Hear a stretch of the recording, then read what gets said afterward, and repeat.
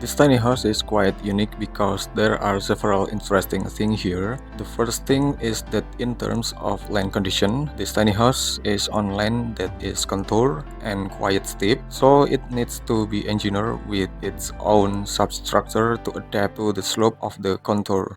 The first step in making it is to determine the foundation points on the line first, as in this video. For foundation depth, you definitely need a soil test first to determine the required foundation depth. The second step is to make structural reinforcement in the form of bracing with a conventional steel frame with specification and size that comply with standards. You can consult with your nearest steel expert to determine the dimension of each steel column to steel beams. The third step is to assemble the steel main beams according to the standard size determined by expert based on calculations.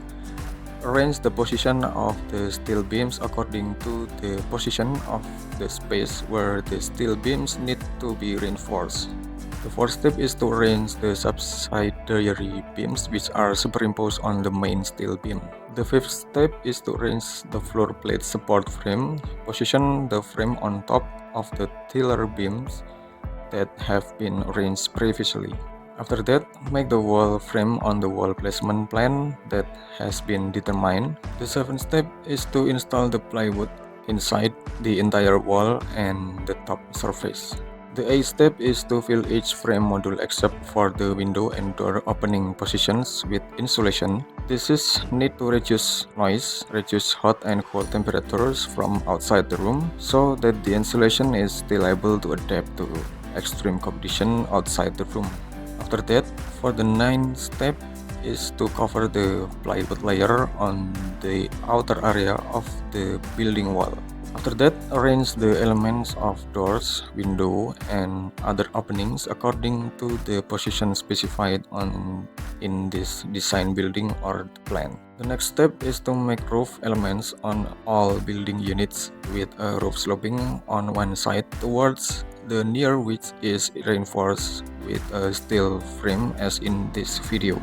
The next step is to arrange the stair elements according to the elevation between the line and the building floor elevation.